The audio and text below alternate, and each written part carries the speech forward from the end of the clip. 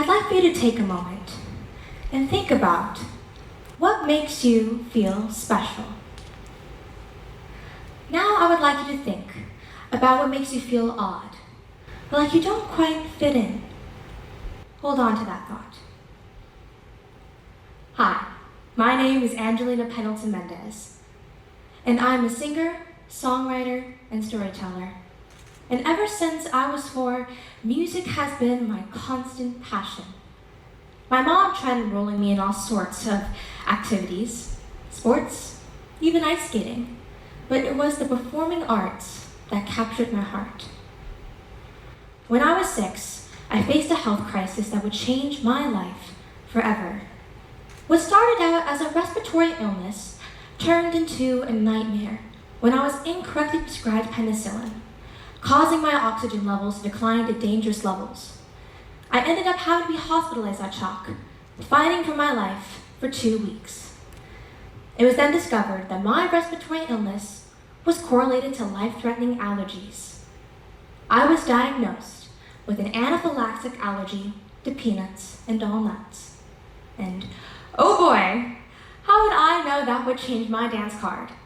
Once a socially outgoing lifestyle with plenty of friends, turned the beginning of my school adventure into a nightmare. In a society that often misunderstands food allergies or doesn't accommodate differences, I found myself navigating a world that wasn't designed for someone like me. Society and media often misunderstand food allergies, treating them as mild inconveniences or using them as punchlines in sitcoms and comedic routines. But the punchline isn't just humor. It contributes to real-world consequences: lack of empathy, misinformation, bullying. This is the reality that many kids like me faced every day. 1 in every 13 children has a food allergy, as at least 2 kids in every classroom facing and dealing with the same challenges and feelings of isolation. My parents had bought a home in a neighborhood my mom had always dreamed of, a suburban community with schools, parks filled with kids, and block parties all year long. Garage doors open, lawn chairs out, and a plethora of kid crossing signs. During the beginning of 1st grade, after my diagnosis, we informed our neighborhood school of my condition. And there, I was required to sit at a singular table in the cafeteria, labeled allergy table. And I sat at this table every afternoon, eating my lunch in front of all my kids.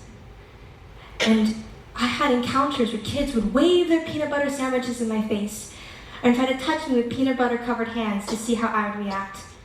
It felt like I was playing a real-life game of avoid the nut. High school and middle school is a rough journey. And for those of you who understand exactly what I'm saying, I want you to know, I see you and I hear you. But even in the darkest of winters, I began to realize something. Seasons always change. Winter gives way to spring, and with it comes growth. I eventually realized I could use these feelings of isolation as a way to show me my differences. Not in a way that made me feel small, but in a way that showed me my strengths. Differences are what make life interesting. What makes you feel odd, or like you don't belong today, could be the very thing that makes you extraordinary tomorrow. Did you know that 82% of bullying incidences related to food allergies occur at school? And because of this, many kids hide their food allergies out of fear of being treated differently. So I was forced to be different, in something I never wanted to be different in. And children often notice when someone is unable to eat something so common on grocery shelves. The majority staple food items, majority of American diets, is the daily danger to over 33 million people. This is not a mild inconvenience. It is a disease. And while we don't understand why we have food allergies, we do know the fact that rise of industrialization is a true factor. There has been a rapid increase in food allergies, as they have doubled in a decade. Industrialization has caused our food to mix in ways that make things normally safe, no longer safe, as they're manufactured in facilities that also process nuts. Cross-contamination is a serious issue. Cross-contamination is where you take one food item and you share its traces with another food item. For example, staple items such as flour or even cheese might be labeled as may contain traces of shellfish or peanuts due to being processed on the same facility or on the same equipment. Pretty gross, right? And the FDA doesn't even regulate how much of that goes into our foods.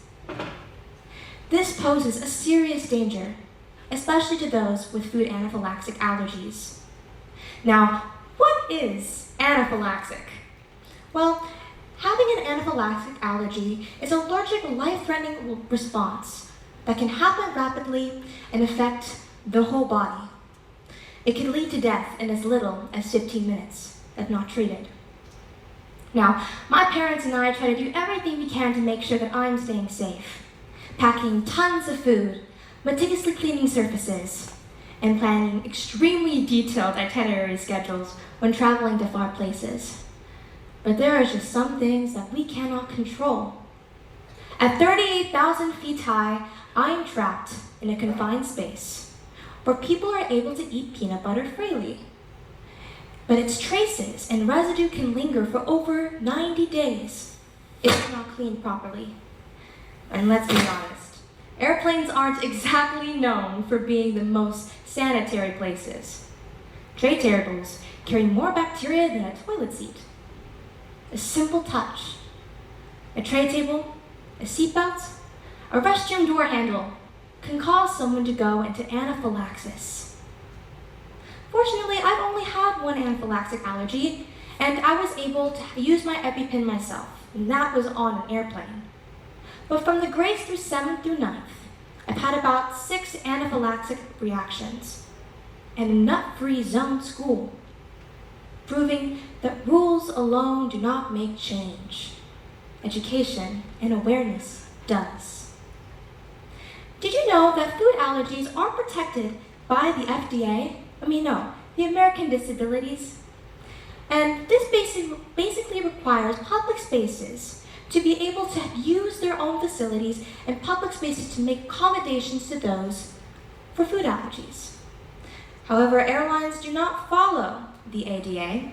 Instead, they follow the Air Carrier Access Act, meaning they're able to make their own requirements and what they decide to be regulations and accommodations. This also includes not being able to have requirements of cleaning airplanes that carry tons of pathogens and viruses. How did they even get away with that? No one should have to be in fear of walking into an airplane space where an allergen could be anywhere around them. In a confined space, there is no way out, no way to move, and no way to avoid exposure. So, here's the thing about living fearlessly on the edge. It means that even when things seem bleak, there is a way forward. Just the same way that seasons bring renewal, I choose to let my challenges renew my perspective. I've decided to use my voice to stand up, not only for myself, but for many others throughout society. Music has been my constant source of way to give back and empower myself.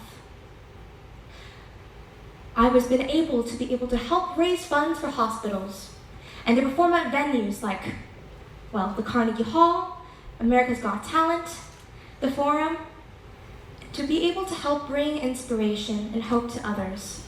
And through my PSAs and short films for advocacy of health crises and empowerment for Hispanic women.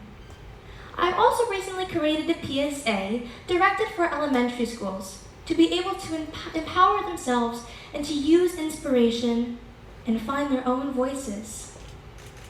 So, do you embrace your season of change? Well, first, you stop fighting it. Instead, ask yourself, what is it teaching you? 2, use what makes you different as your superpower. And finally, find your voice.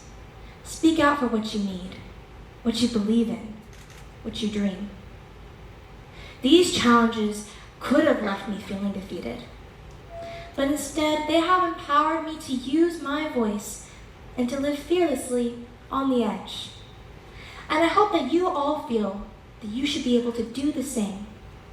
Because whatever season you're in, I want you to know, the edge isn't a place to fear. It is a place to grow. Now, remember when I asked you what makes you feel odd, or what also makes you feel special? Well, when you head out, there is a tree of uniqueness where you can be able to pin your message. And by doing so, you'll be helping create art that shows young children, but also all of us, that our differences are unique, and they are meant to be celebrated. Thank you.